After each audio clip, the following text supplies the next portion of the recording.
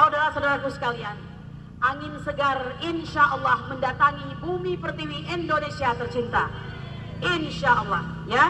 10 tahun di bawah kepemimpinan Jokowi, insya Allah detik-detik daripada persidangan MK akan mengembalikan marwah MK kepada kitohnya, atau back to the kitoh of the MK, yaitu Mahkamah Konstitusi. Ya betul, bukan mahkamah kalkulator, bukan mahkamah keluarga. Ya, saudara-saudaraku sekalian, sebelum kita masuk ke materi, ya, saya ingin mengingatkan kembali, walaupun agak terlambat, tanggal 3 April 2024 yang lalu seharusnya kita merayakan kembali proklamasi kita yang kedua, ya, bahwa 3 April 1950 seorang anak bangsa yang seharusnya ditiru oleh Joko Widodo, yaitu Muhammad Natsir, telah, ya, mengeluarkan satu mosi integral, yaitu Negara Kesatuan Republik Indonesia. Betul. Kita doakan kehadiran Allah Subhanahu wa Ta'ala, beliau sebagai putra terbaik bangsa yang dihadiahkan jabatan sebagai Perdana Menteri pertama Indonesia, dikatakan sebagai pencetus proklamasi yang kedua oleh Muhammad Hatta, akan diterima semua amal ibadahnya oleh Allah Subhanahu wa Ta'ala. Betul. Dan kita bangsa tidak akan menjadi bangsa yang durhaka karena tidak lurus kepada cita-cita bangsa negara Indonesia. Betul. Saudara-saudaraku sekalian, saya sebenarnya hari ini belum mengikuti ini persidangan, tapi sudah tahu agendanya apa, ya. Bahwa kita sudah mengetahui sidang telah berlangsung menurut kami sesuai pelan-pelan dengan keinginan dan harapan bangsa Indonesia yang mencintai kejujuran, menghendaki lahirnya sebuah pemilu yang jujur dan adil, bebas dan rahasia, sehingga menghasilkan pemimpin yang benar-benar seharusnya memenangkan kontestasi tersebut. Betul. Bapak Ibu sekalian, Anda mungkin sudah mendengarkan 4 orang menteri di kabinet Joko Widodo, ya, sudah dipanggil ke MK, yaitu Menteri Pembangunan Manusia dan Kebudayaan, ya, kemudian Menteri Perekonomian Erlangga Hartarto, kemudian Menteri Keuangan yaitu Sri Mulyani, dan yang keempat ini yang paling ngeri-ngeri sedap, yaitu Menteri Sosial. Ya, meskipun saya belum membaca ini karena kita juga banyak urusan lain, ya, tetapi urusan yang paling penting adalah tentang negara ini. Bahwa ternyata katanya pertanyaan-pertanyaan daripada hakim-hakim kita ini masih sangat normatif. Apakah normatif jelek? Enggak dong. Normatif memang seharusnya karena berdasarkan norma, ya. Kita harus terus melakukan upaya-upaya untuk menyokong, mendukung, membackup para hakim MK sehingga mereka tetap mempunyai keberanian untuk tetap on the track sebagai penjaga konstitusi atau the guardian of constitution. Betul? Bapak Ibu sekalian, saya ingin mengatakan kepada Anda semua, jangan pernah hilangkan pandangan bahwa sudah terjadi pengkhianatan kepada demokrasi, ya, bahwa Jokowi memang harus terus-terusan diberisikin karena apa yang dilakukannya sudah sangat membahayakan Negara Kesatuan Republik Indonesia. Betul! Saudara-saudaraku sekalian, ada beberapa hal untuk menjadi ciri bahwa sudah terjadi pengkhianatan kepada demokrasi, sudah terjadi pemilu yang tidak jurdil, yaitu pertama, bahwa nepotisme terjadi dengan mengikut sertakan kekuatan kepresidenan. Betul! KPU tidak lagi menjadi suatu badan yang independen. Ya, kita dengar kemarin dalam sebuah persidangan, Ketua KPU mengatakan mengapa mereka menerima pencalonan dari pendaftaran pencalonan daripada Gibran karena ada surat dari presiden. Padahal presiden itu siapa? Gelapake toh, bapaknya sendiri, ya wajarlah. Nah, jadi alasan ini sungguh suatu alasan yang menurut kita kanak-kanak iya, konyol iya, dan lain sebagainya. Ya sudahlah. Karena itu saya kira tidak heran apa yang disampaikan oleh pengamat politik Bapak Profesor Rias Rasid. Ini dengarkan, ya. Ini dengarkan. Saya kemarin mengatakan Indonesia tanpa Jokowi. Betul? Kita ulangi lagi. Indonesia tanpa Jokowi. Indonesia tanpa Jokowi. Indonesia tanpa Jokowi. Mengapa saya katakan demikian? Seorang Bapak Rias Rasid, pengamat politik yang santun dan cerdas, sampai mengatakan untuk mendapatkan seorang dengan kepribadian yang tidak tahu malu sedemikian rupa dibutuhkan lebih dari 100 tahun. Bayangkan, dan Indonesia memilikinya. Sifat-sifat Fir'aun itu ada dalam dirinya, yaitu memecah belah dan mempertahankan kekuasaan dengan segala cara. Betul? Oleh karena itu, Bapak-bapak dan Ibu sekalian, saya ingin Anda semua kembali ya, kuatkan tekad kita bahwa perjuangan ini harus mencapai tujuannya dan konstitusional. Oke? Karena kita tahu ini kekuatan daripada pemerintahan hari ini di-backing oleh segala lini. Ya, bayangkan untuk pemilu mereka mengerahkan update, mereka mengerahkan segala macam kekuatan, termasuk di dalamnya adalah aparat.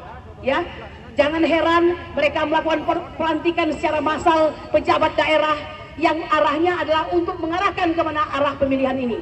Ya, lalu pejabat tersebut mengarahkan orang di bawahnya. Inilah yang dimaksud dengan terstruktur, masif dan sistematis itu, yang tentu saja akan dibantah habis-habisan oleh komandannya, yaitu Yusril Iza Mahendra and the gang. Betul? So, Bapak-bapak Ibu sekalian, saya ingin mengatakan perjuangan ini masih panjang. Koordinasikanlah satu dengan yang lain. Jika hari ini masih sebanyak ini, usahakan lebih banyak lagi. Ya, saya ingin mengatakan bukan di sini tempat kita, di sana, di MK. Bawa poster Anda di depan MK. Itu bukan pelanggaran hukum. Saya ingin mengatakan kepada aparat, siapapun Anda, baik intel maupun siapa, dengar baik-baik. Hak menyatakan pendapat di muka umum adalah hak rakyat Indonesia yang dilindungi oleh undang-undang. Kalau kalian sampai ya melarang kami untuk menyampaikan pendapat kami di muka umum, sesungguhnya Andalah yang kurang ajar. Ya, saya ingin mengatakan, tegak berdirilah sebagai aparat negara, mengayomi, melindungi, serta melayani masyarakat. Ingat baik-baik, saya ulang berkali-kali, Anda punya anggaran sebesar 114 triliun, terbesar ketiga selain kementerian dan lembaga. Oleh karena itu, jangan sekali-kali gunakan untuk membackup pemerintah. Kalian ini rakyat, dibayar dari uang kami. Betul? Oleh karena itu, rakyat semakin cerdas. Tidak usah menjadi bayang tali negara. Jadilah bayang tali rakyat. Jika negara yang dimaksud adalah pemerintah atau rezim. Sekali juga kami mengatakan, Bapak Sigit Listio, mohon maaf ya, kita sudah terang-terangan saja. Konon kabarnya Anda dititipkan oleh Pak Jokowi pada pemerintahan berikutnya, pemerintahan rasa-rasa. Karena belum ada pemerintahan yang ditetapkan sampai hari ini. Oleh karena itu, jangan karena Anda dititipkan, Anda akan mengorbankan dan menghambakan diri Anda untuk rezim Jokowi. Merdeka! Merdeka! Merdeka! Saya kira demikian saja. Nanti kita akan mendengarkan pimpinan kita. Ada Bapak Jenderal Sunarko di sana. Bapak, kami sangat butuh agar kami dipimpin. Om Lim, Assalamualaikum warahmatullahi wabarakatuh. Jadi saya kira kita sudah sama-sama paham, kita memang menurut konstitusi adalah negara hukum. Semua pelaksanaan atau penyelenggaraan negara itu ada aturannya, termasuk misalnya tentang pilpres dan peran dari pimpinan eksekutif yaitu Presiden Joko Widodo. Nah, ternyata aturan itu oleh Joko Widodo dikangkangi begitu saja. Hukum sudah tidak dianggap oleh Jokowi, ada di bawah kaki dari Jokowi dan para menteri-menterinya dan juga partai-partai pendukungnya. Sehingga kalau kita bicara pemilu curang, kita menggugat KPU itu bagian dari Joko Widodo. Kita lapor ke Bawaslu, Bawaslu tidak akan melakukan apa-apa karena berada di bawah kendali Joko Widodo. Begitu juga kalau ada temuan yang disampaikan kepada Bawaslu untuk ditindaklanjuti oleh polisi, Polri misalnya, itu juga omong kosong, tidak akan ada kelanjutan. Lalu kita berharap ada angket di DPR.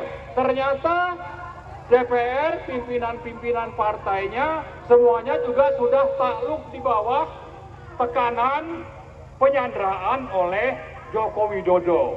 Artinya memang pimpinan otoriter NKRI ini, yaitu Joko Widodo, sudah berada di atas hukum. Tadi saya sebut ini sebagai negara hukum, itu tidak berlaku bagi Joko Widodo. semuanya sudah ada di bawah kendali Joko Widodo. DPR pun sudah dikendalikan oleh Joko Widodo, sehingga kalau kita berharap ke angket pemilu curang, kelihatannya itu akan semakin jauh dari kenyataan. Nah, tinggal sekarang ada dua pilihan.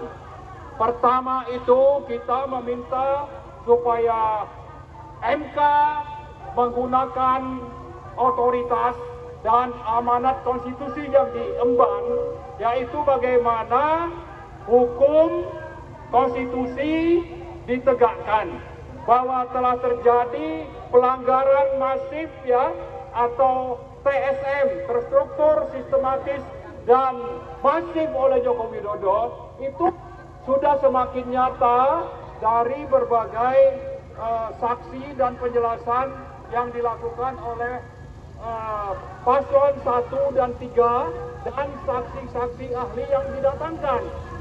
Kejahatan Joko Widodo itu sudah semakin nyata. Tinggal sekarang harapan yang tersisa dua itu, yaitu dari putusan MK dan nanti harapan terakhir adalah perlawanan rakyat. Nah, kita melakukan ini dalam rangka merintis. Merintis berharap bahwa people power itu akhirnya tidak terjadi karena MK putusannya itu pro kepada hukum, keadilan, demokrasi, dan konstitusi. Kalau itu tidak terjadi, mereka takut kepada Joko Widodo, takut kepada Cina yang coba memanggil, dan saya kira juga menekan MK untuk memanggil Prabowo ke Cina. Itu saya kira bagian dari upaya Cina untuk mengendalikan dan mengalahkan apa yang sekarang sudah kita gugat di Mahkamah Konstitusi. Tapi terlepas dari itu semua, kembali kita ingatkan hakim-hakim MK itu untuk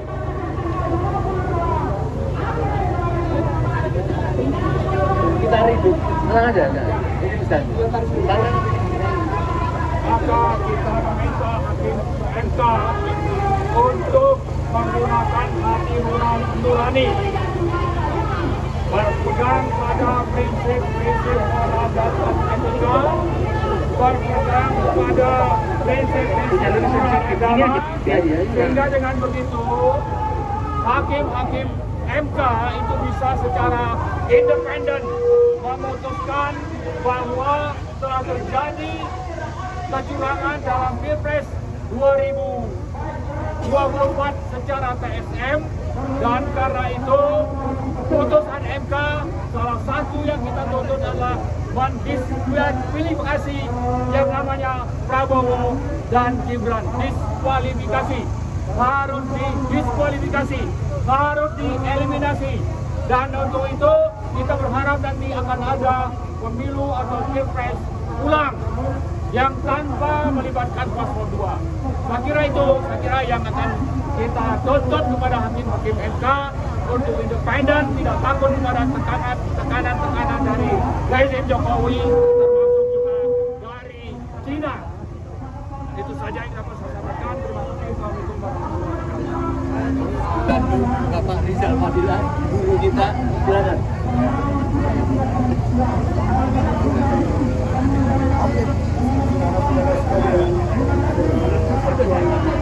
Kita datang ke sini kembali tentang ini adalah situasi